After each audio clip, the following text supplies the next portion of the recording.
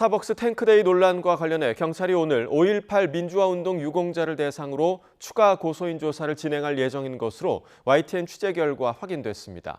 경찰이 휴일에도 수사에 속도를 내는 모습인데 내일 신세계그룹이 발표하는 자체 조사 결과가 수사에 영향을 미칠지도 주목됩니다. 취재기자 연결하겠습니다. 배민혁 기자, 경찰이 추가 고소인 조사를 벌인다고요?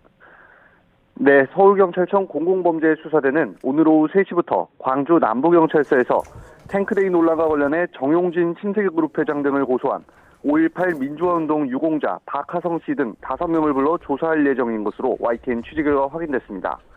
이 가운데 박 씨는 지난 21일 한 차례 고소인 조사를 받은 데에 이어 두 번째 조사를 받게 된 것으로 파악됐습니다.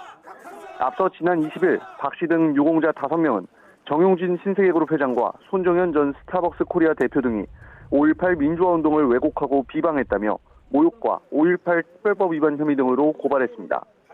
최초에는 고발이 진행됐지만 유공자들이 5.18 민주화운동의 직접적인 당사자인 만큼 고소사건으로 접수됐습니다.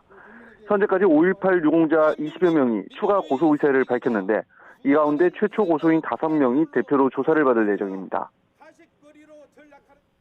네, 경찰이 수사에 속도를 내는 모습이네요. 네, 그렇습니다. 서울경찰청 공공범죄수사대는 정용진 신세계그룹 회장과 손정현 전 스타벅스 코리아 대표 등을 모욕과 명예훼손 등 혐의 피의자 신분으로 수사하고 있는데요. 지난 22일에는 정용진 신세계그룹 회장을 모욕과 명예훼손 혐의로 고발한 시민단체 대표를 불러 조사했습니다. 서울경찰청이 사건을 병합해 재배당받은 지 하루 만에 고발인 조사를 진행한 겁니다. 이어 휴일에도 고소인 조사가 이루어지고 있고 스타벅스는 지난 5월 18일 탱크데이로 이름을 붙이고 책상에 타기라는 문구를 활용한 이벤트를 진행해 5.18 민주화운동 모욕 논란이 빚어졌습니다. 경찰은 우선 고발장과 진술 내용을 토대로 실제 혐의가 성립하는지 어떤 경위로 이벤트가 기획됐는지 등을 검토하고 있는데 조만간 정 회장을 소환 조사할지 주목됩니다. 이런 가운데 정용진 회장은 내일 이번 논란에 대해 직접 대국민 사과에 나설 예정입니다.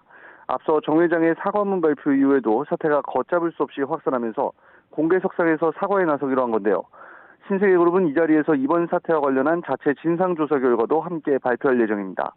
문제가 된 이벤트의 기획과 보고, 실행 경위 등이 포함될지 관심인데 조사 결과가 경찰 수사에도 영향을 미칠지 주목됩니다. 지금까지 사회부에서 YTN 배민혁입니다.